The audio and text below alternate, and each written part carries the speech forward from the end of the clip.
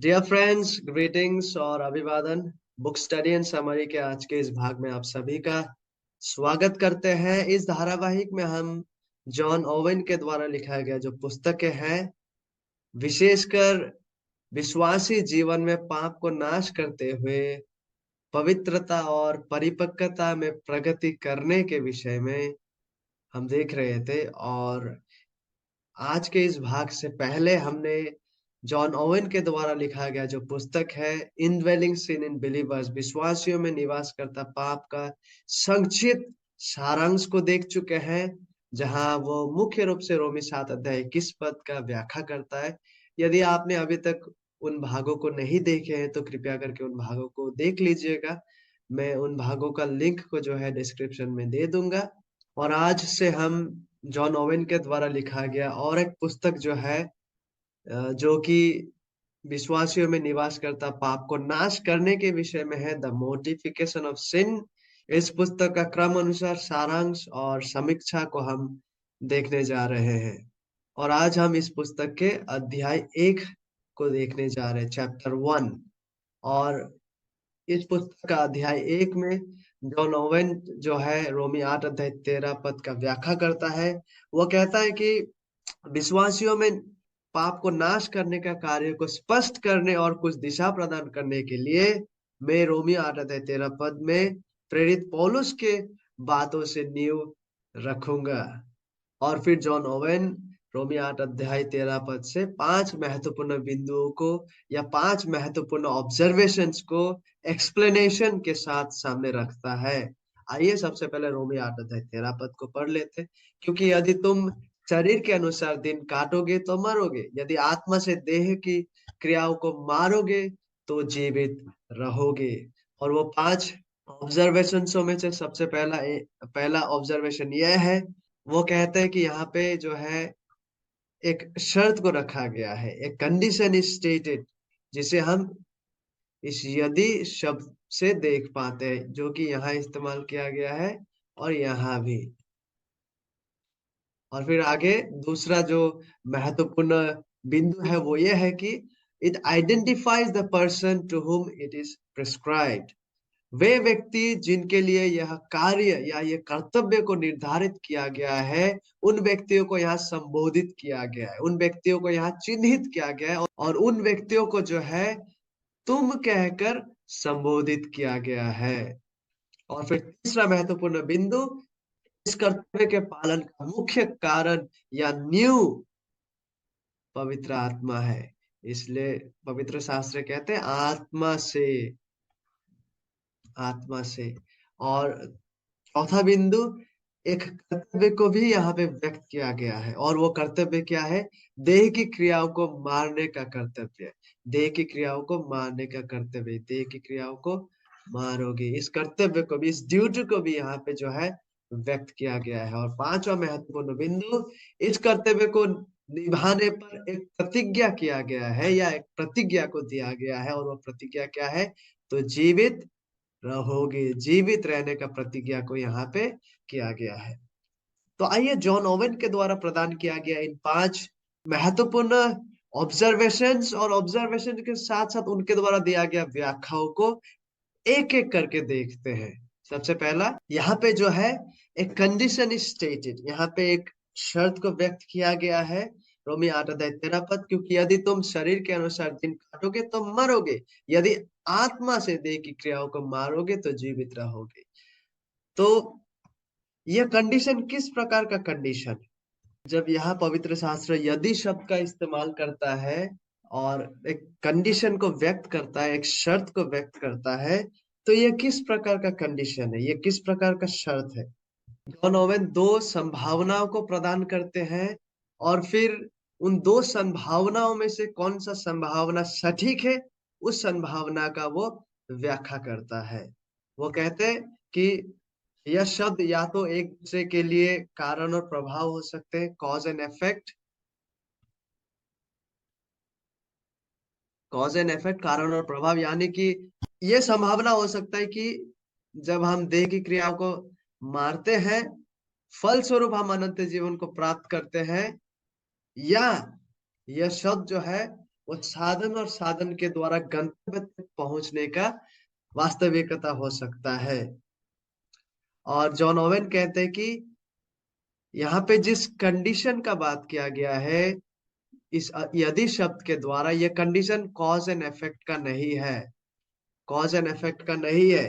यह संबंध कारण और प्रभाव का नहीं है, क्योंकि अनंत जीवन जो है वो हम कुछ करने के द्वारा प्राप्त करने वाला वास्तविकता नहीं है, वरन अनंत जीवन जो है परमेश्वर का मुफ्त उपहार है। क्योंकि अनंत जीवन यीशु मसीह के माध्यम से परमेश्वर का मुफ्त उपहार है। तो फिर ये कंडीशन किस प्रकार का शर्त हो सकता है? यानी कि देह की क्रियाओं को मारने और जीवित रहने के बीच में ये किस प्रकार का कंडीशन है? यह वो साधन और साधन के द्वारा गंतव्य तक पहुंचने का शर्त है। यानी कि यह वो साधन है जिसके द्वारा परमेश्वर हमें गंतव्य तक पहुंचाते हैं। तो फिर इस शर्त भरी शब्द का उद्देश्य पाप को नाश करने का सच्चा क्रिया और अनंत जीवन के बीच एक निश्चित और अचूक संबंध बनाना है। ठीक है, तो यहाँ पे जब इस शर्त भरा शब्द यदि का इस्तेमाल किया गया है, इसका मतलब क्या नहीं है? इसका मतलब कारण और प्रभाव के विषय में नहीं है। यानी हम देह की क्रियाओं को मारने के द्वारा अनंत जीवन को प्राप्त नहीं करते, क्योंकि अनंत जीवन परमेश्वर का मुफ्त उपहार है प्रभु यीशु मसीह के द्वारा। तो ये कारण और प्रभाव के विषय में नहीं है कि देह की क्रियाओं को मारना वो कारण बन जाते हैं जिसके प्रभाव में होकर हम अनंत जीवन को प्राप्त कर रहे हैं, विषय वो नहीं है। वरन जॉन ओवेन कहते हैं कि इस शर्त भरी शब्द का उद्देश्य पाप को नाश करने का सच्चा क्रिया और अनंत जीवन के बीच एक निश्चित और अचूक संबंध को बनाना है। तो अब आइए दूसरे बिंदु की ओर प्रवेश करते हैं। दूसरा बिंदु इस पद में से यह है कि it identifies the person to whom it is prescribed। वे व्यक्ति जिनके लिए यह कार्य निर्धारित किया गया है, उन व्यक्तियों को चिन्हित किया गया है, उन व्यक्तियों को संबोधित किया गया है। रोमी 8 अध्याय 13 पद में जब प्रेरित पौलुस कहते, क्योंकि यदि तुम शरीर के अनुसार दिन काटोगे तो मरोगे, यदि आत्मा से देह की क्रियाओं को मारोगे तो जीवित रहोगे। यह तुम कौन है जिसके विषय में पौलुस यहाँ कह रहा है?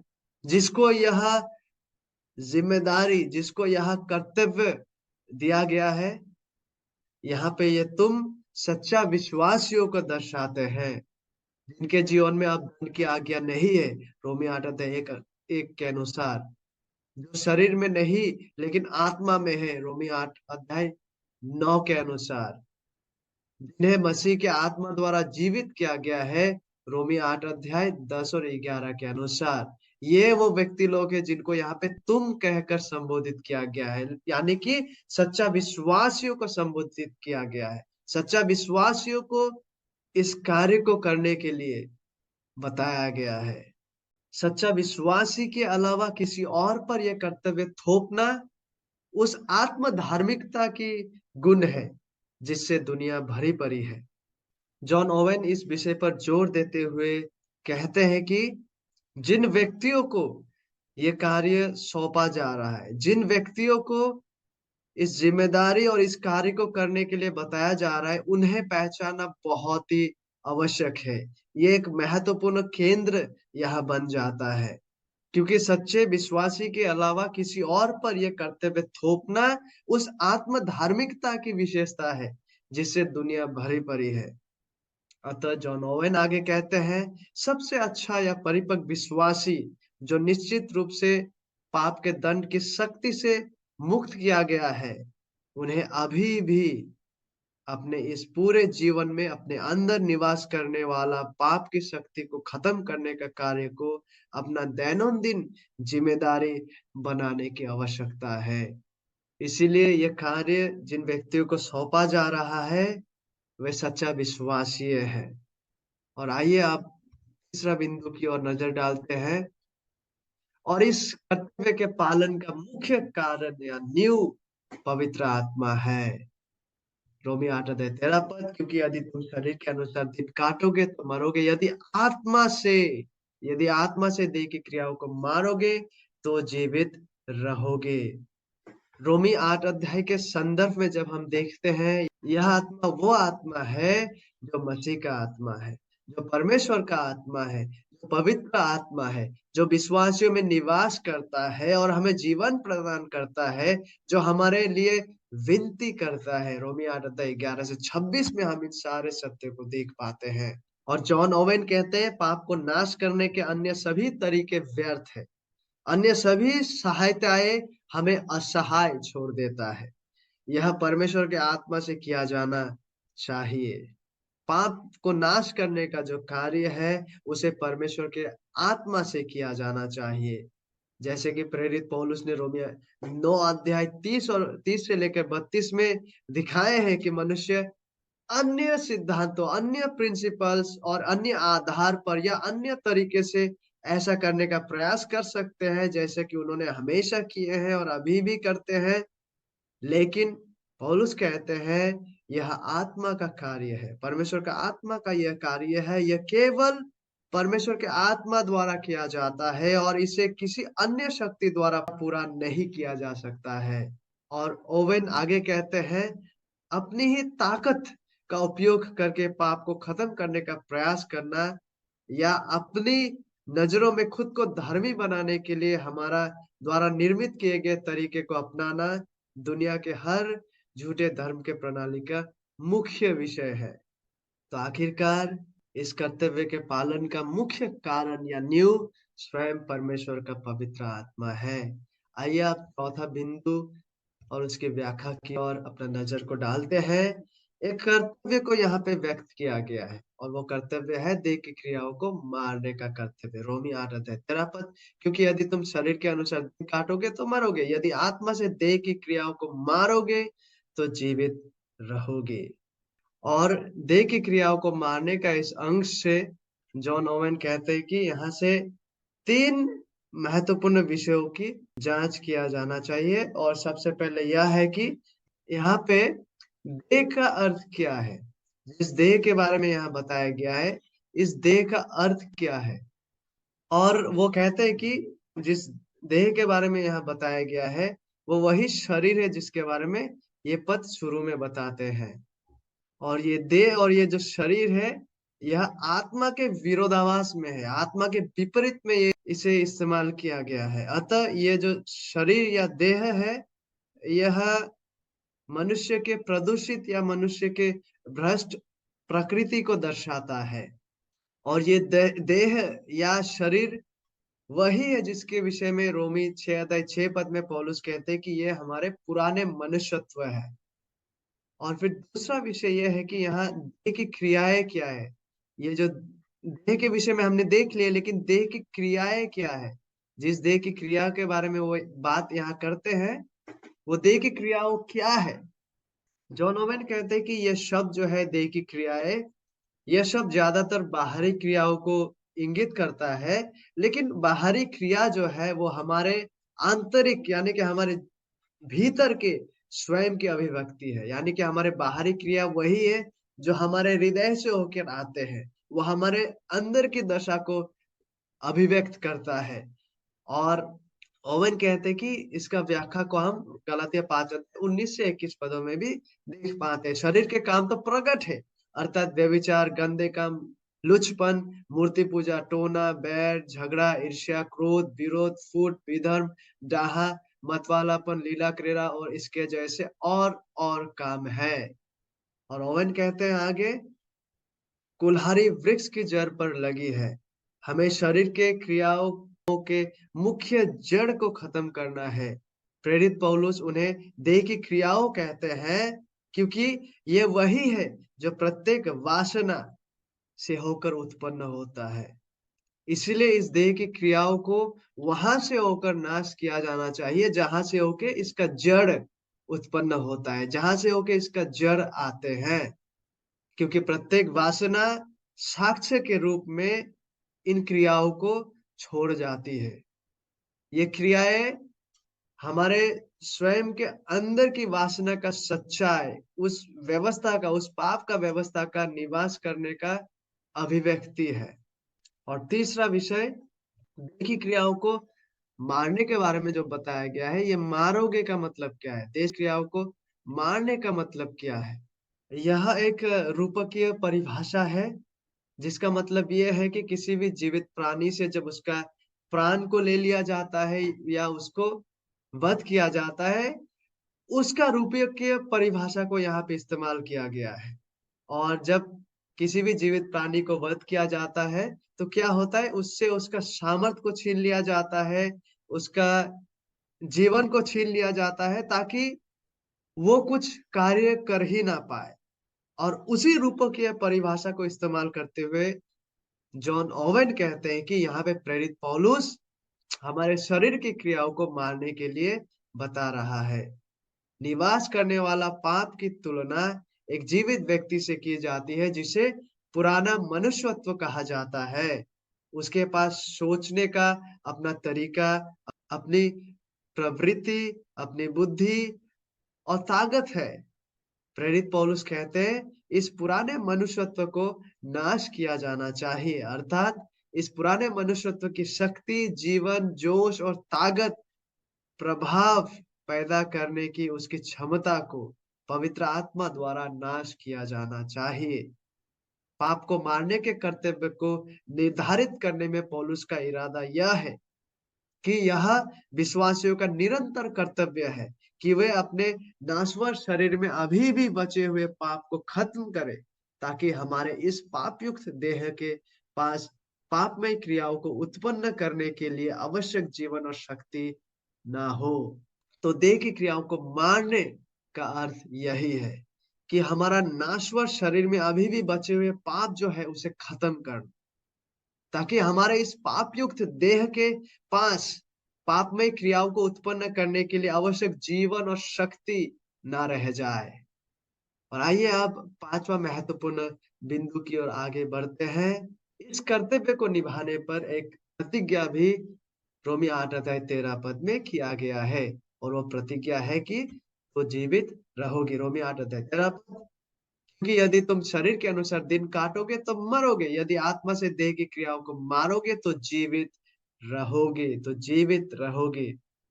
यहाँ पे प्रतिज्ञा किया गया जो जीवन है, वह इसी पद में इस्तेमाल किया गया मरोगे जो शब्द है, मरोगे का जो वास्तविक अर्थ है, उसके विपरीत यह जीवन है।